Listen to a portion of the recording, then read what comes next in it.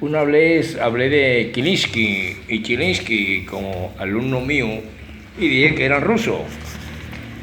Eh, en mi clase han pasado muchos grandes humoristas y por eso mencioné a Kininsky y Chilinsky. Dije como ruso y había uno que decía mira qué suave, pero resulta que también en México existe Manolín Zilinsky, el cual uno de ellos también dice mira qué suave.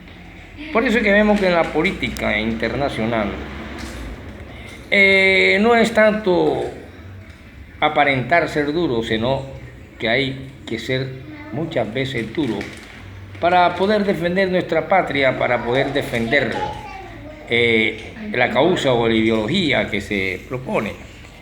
Yo sé y recuerdo que siempre la diplomacia ha sido evitadora de guerras y de muerte. Y la diplomacia tenía que intervenir en Ucrania. Retiren las tropas de aquí, retírenlas. No hubiese muerto ni un muerto como en la famosa Tercera Guerra Mundial, que fue la Guerra Fría. Yo me llamo de estupor y de admiración al ver cómo el Estado de Israel, el cual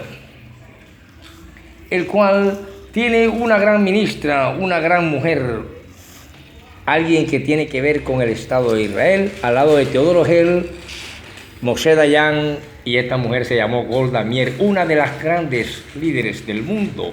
Y la diplomacia hizo que Golda Meir llegara al aeropuerto de Tel Aviv, llegara a este aeropuerto para tomar un avión y dirigirse a ocupar un lugar prominente, y ella toma ese avión un 29 de agosto de 1948, época en que Israel se convierte en Estado debido a las grandes gestiones de Moshe Dayan y Teodoro Herzl, un periodista.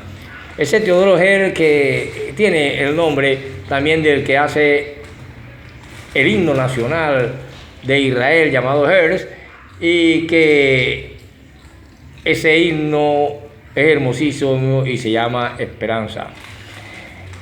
Golda Meir, ella hace por medio de la diplomacia, hace que Israel tenga presencia en la Unión Soviética, esa Unión Soviética disuelta, y que ahora algunos neófitos dicen que es el comunismo y la Unión Soviética que están destruyendo Ucrania, cuando realmente antes decían y hace poco que se había acabado el socialismo y se había acabado el comunismo en Rusia. Entonces lo que quiere decir que nos han llenado de mentiras y que realmente quien está destruyendo Ucrania es el mismo capitalista, el mismo fascismo capitalista que han creado esta y han azuzado candela para esta guerra.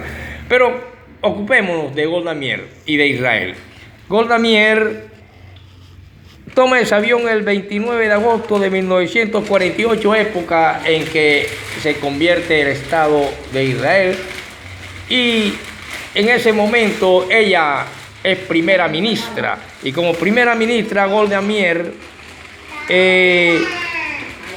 va a Moscú, donde se convertirá en la primera embajadora de Israel ante la Unión Soviética.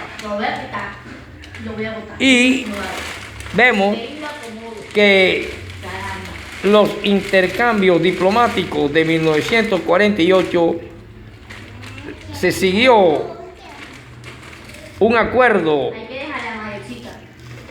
soviético e israelí en ese año de 1948 al 49, que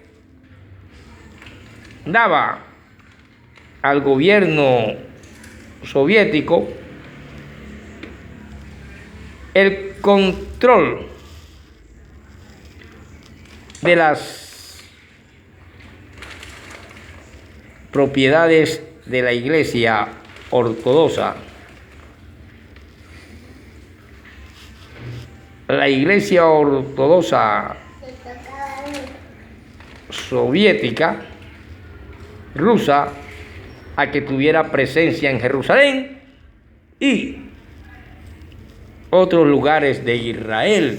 Todo esto lo logra la diplomacia, por eso es que no deben estar echándole culpa que es el socialismo el que está destruyendo Ucrania, ni que es el comunismo, porque los mismos diarios hablaron hace poco de la burguesía moderna, que era ya disuelta hace rato el bloque soviético con sus 20 pequeños pueblos que querían vivir a costilla de la Rusia.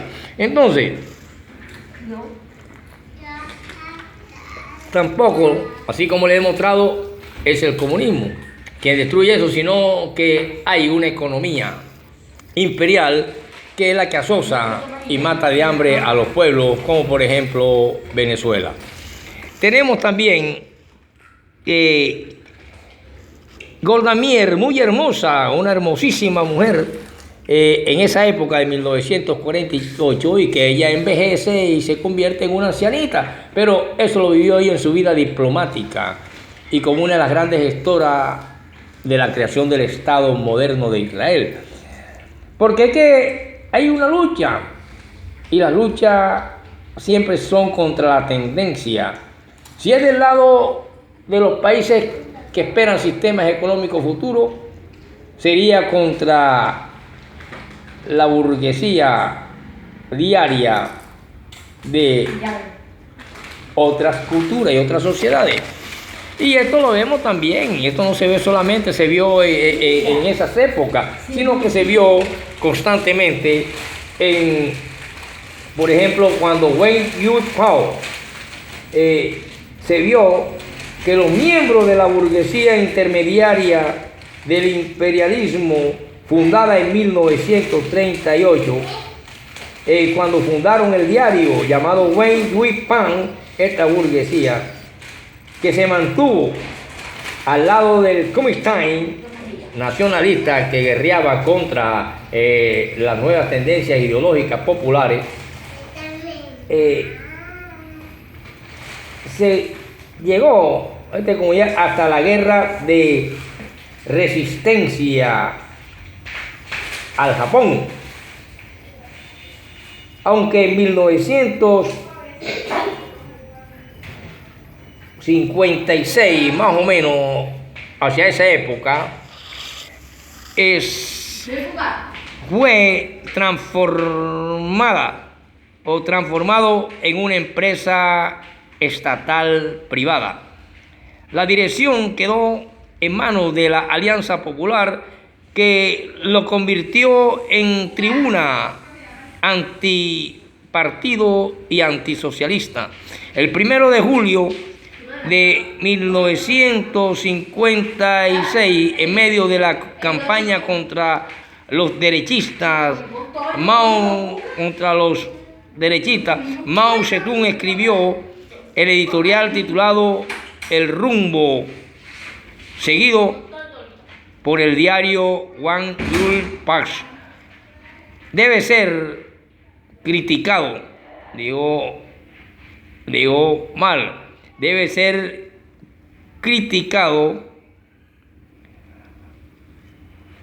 Obreros, campesinos e intelectuales se alzaron contra la dirección del diario, y dentro de él se inició también una campaña de cambio estructurales, y así pasa con las prensas de derecha, que en un determinado momento, para llegar a existir en otros sistemas económicos, tienen que cambiar estructuralmente o desaparecer, porque ya sabemos el poder de la prensa, de los medios de comunicación, que muchos están representados por una antena y una palomita blanca, o por unas ondas y antenas. Así se representan los símbolos de la comunicación en diferentes partes, instituciones, estados, etcétera, etcétera, y en la radio privada y en la radio pública.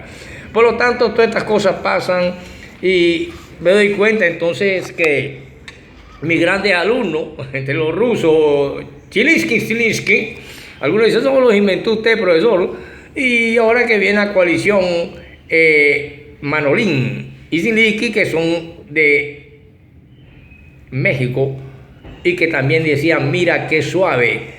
Algunos dicen, mira la guerra qué suave, pero nadie sabe las causas y los por qué, de dónde viene, y los que lo saben lo tergiversan a través de la prensa de Estado, que ya sabemos que es un instrumento. La prensa y los medios de comunicación son instrumentos de Estado. En la derecha como en la izquierda. Por lo tanto, hay que saber utilizar los medios de comunicación para no partir en pedazos la verdad. Y yo hablo en mi clase y cuando hablo por este medio de comunicación, es la verdad histórica, la verdad que en los momentos más difíciles, imagínense tú, una diplomática de Israel permite, cuando se logra el Estado de Israel en 1948, que la Unión Soviética tenga presencia en Israel, y así se le permite la apertura de la Iglesia Ortodoxa en tierra de Dios. Eso es lo que he querido decir en esta pequeña intervención por medio de este medio de comunicación llamado Tubi, a mis seguidores, y que sigan aplaudiendo a Manolín y Chiniski y al ruso Chiniski, inventado por Ferreira. Nos vemos y continuaremos con más cultura universal de mis clases.